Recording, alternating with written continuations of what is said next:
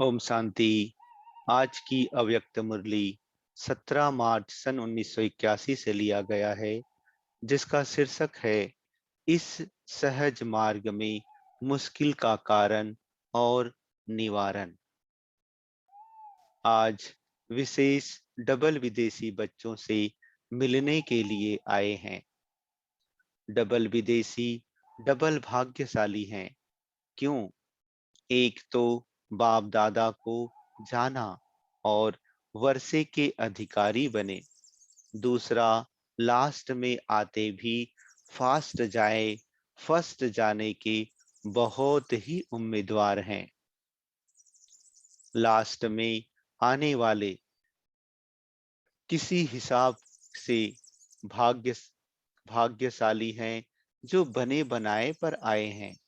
पहले पहले वाले बच्चों ने मनन किया, मेहनत की, मक्खन निकाला और आप सब मक्खन खाने के समय पर आए हो।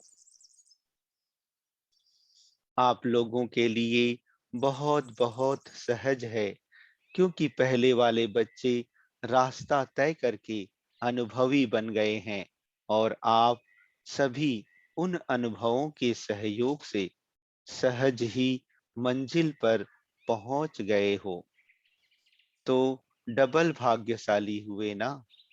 डबल भाग्य तो ड्रामा अनुसार मिला ही है। अभी और आगे क्या करना है? जैसे अनुभवी महारथी निमित्त आत्माओं ने आप सब की अनुभवों द्वारा सेवा की है, उसे आप सबको भी अपने अनुभवों के आधार से अनेकों को अनुभवी बनाना है। अनुभव सुनाना सबसे सहज है। जो भी ज्ञान की पॉइंट्स हैं, वह पॉइंट्स नहीं है, लेकिन हर पॉइंट का अनुभव है। तो हर पॉइंट का अनुभव सुनाना कितना सहज है। इतना सहज अनुभव करते हो वह मुश्किल लगता है। एक तो अनुभव के आधार के कारण सहज है। दूसरी बात, आदि से अंत तक का ज्ञान एक कहानी के रूप में बाप दादा सुनाते हैं। तो कहानी सुनना और सुनाना बहुत सहज होता है ना। तीसरी बात, बाप अभी जो सुना रहे हैं, वह आप सर्व आत्माओं ने पहली बार नहीं सुना है, लेकिन अनेक बार सुना है और अब फिर से रिपीट कर रहे हैं। फिर से रिपीट कर रहे हो। तो कोई भी बात को रिपीट करने में, सुनने में या सुनाने में अति सहज होता है। नई बात मुश्किल लगती है, लेकिन कई बार की सुनी हुई बातें रिपीट करना तो अति सहज होता है।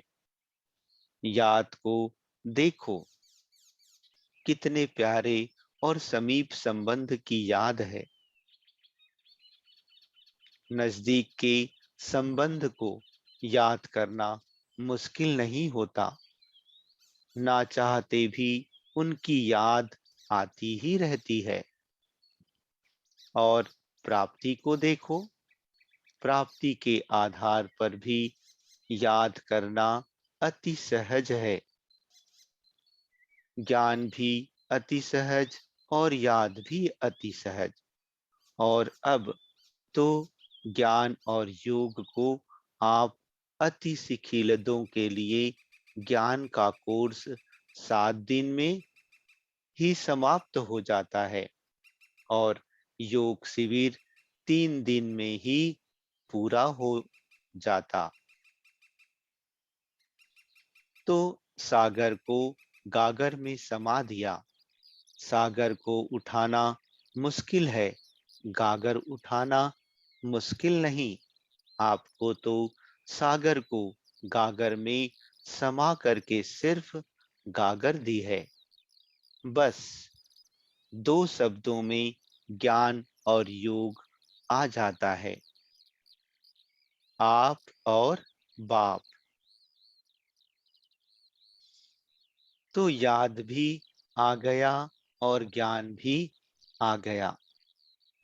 तो दो शब्दों को धारण करना कितना सहज है, इसलिए टाइटल ही है सहज राजयोगी। जैसा नाम है वैसे ही अनुभव करते हो। और कुछ इनसे सहज हो सकता है क्या? वैसे मुश्किल क्यों होता है? उसका कारण अपनी ही कमजोरी है।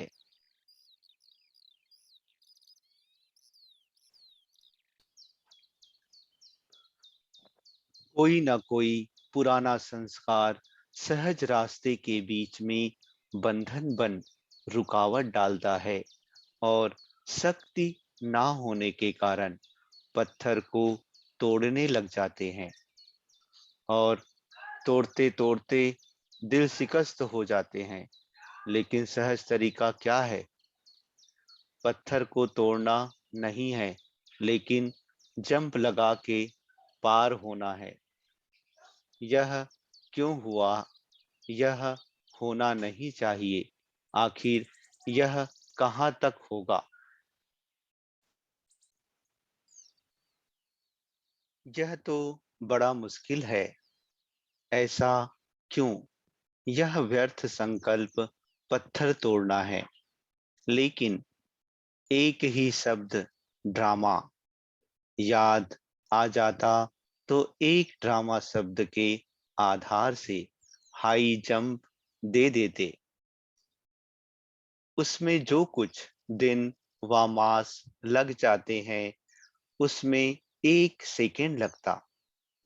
तो अपनी कमजोरी हुई या नॉलेज की? दूसरी कमजोरी यह होती जो समय पर वह पॉइंट टच नहीं होती है। वैसे सब पॉइंट्स बुद्धि व डायरियों में भी बहुत होती हैं, लेकिन समय रूपी डायरी में उस समय वह पॉइंट दिखाई नहीं देती। इसके लिए सदा ज्ञान की मुख्य पॉइंट्स को रोज रिवाइज करते रहो, अनुभव में लाते रहो, चेक करते रहो, और अपने को चेक करते चेंज करते रहो। फिर कभी भी टाइम वेस्ट नहीं होगा, और थोड़े ही समय में अनुभव बहुत कर सकेंगे। सदा अपने को मास्टर सर्वशक्तिवान अनुभव करेंगे। समझा? अभी कभी भी व्यर्थ संकल्पों के हैमर अर्थात कुल्हाड़ी या हथौड़े से समस्या के पत्थर को तोड़ने में नहीं लगाना। अब यह मजदूरी करना छोड़ो, बादशाह बनो, बेगमपुर के बादशाह हो। तो ना समस्या का शब्द होगा, ना बार बार समाधान करने में समय जाएगा। यही संस्कार पुराने आपके दास बन जाएंगे, वार नहीं करेंगे। तो बादशाह बनो, तख्त नसीन बनो, ताज धारी बनो, तिलक धारी बनो। जर्मन पार्टी से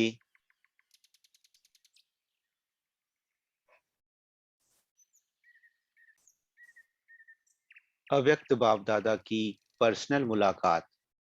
सहज ज्ञान और योग के अनुभवी मूर्त हो। बाप दादा हर एक श्रेष्ठ आत्मा की श्रेष्ठ तकदीर को देखते हैं।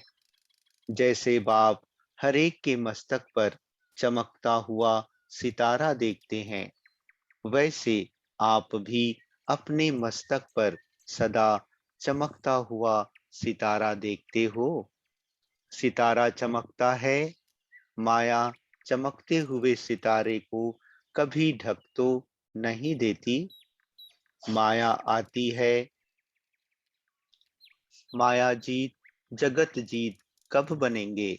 आज और अब यह दृढ़ संकल्प करो कि मास्टर सर्वशक्तिवान बन माया जीत जगत जीत बन करके ही रहेंगे। हिम्मत है ना? अगर हिम्मत रखेंगे तो बाप दादा भी मदद अवश्य ही करेंगे।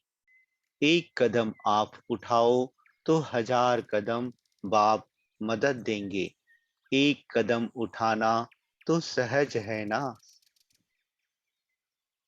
तो आज से सब सहज योगी का टाइटल मधुबन वरदान भूमि से वरदान ले जाना। यह ग्रुप जर्मन ग्रुप नहीं, लेकिन सहज योगी ग्रुप है। कोई भी बात सामने आए तो सिर्फ बाप के ऊपर छोड़ दो। जिगर से कहो बाबा, तो बात खत्म हो जाएगी। यह बाबा शब्द दिल से कहना ही जादू है। इतना श्रेष्ठ जादू का शब्द मिला हुआ है ना। सिर्फ जिस समय माया आती है उस समय भुला देती है। माया पहला काम यही करती है कि बाप को भुला देती। तो यह अटेंशन रखना पड़े। जब यह अटेंशन रखेंगे तो सदा कमल के फूल के समान अपने को अनुभव करेंगे।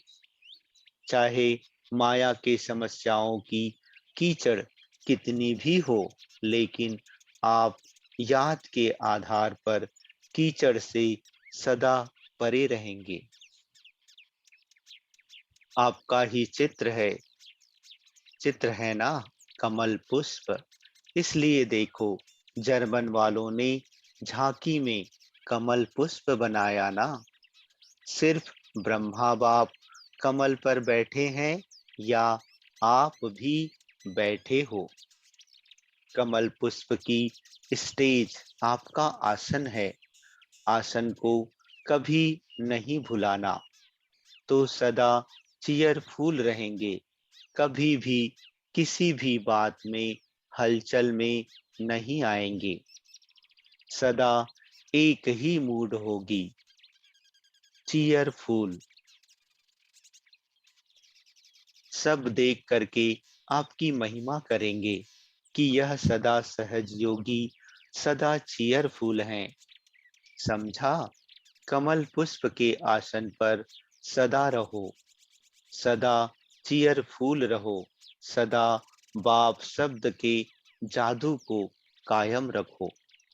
यह तीन बातें याद करना जर्मन वालों की विशेषता है, जो मधुबन में बहुत प्यार से भागते हुए आकर्षित होते हुए आए हैं। मधुबन से प्यार अर्थात बाप से प्यार। बाप दादा का भी इतना ही बच्चों से प्यार है। बाप का प्यार ज्यादा है या बच्चों का?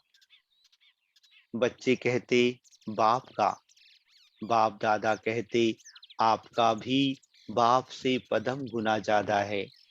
बाप तो सदा बच्चों को आगे रखेंगे ना। बच्चे बाप के भी मालिक हैं।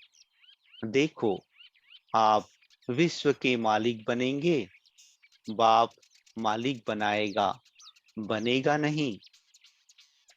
तो आप आगे हुए ना। इतना प्यार बाप का है बच्चों से।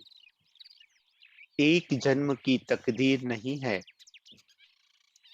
21 जन्मों की तकदीर और अविनाशी तकदीर है।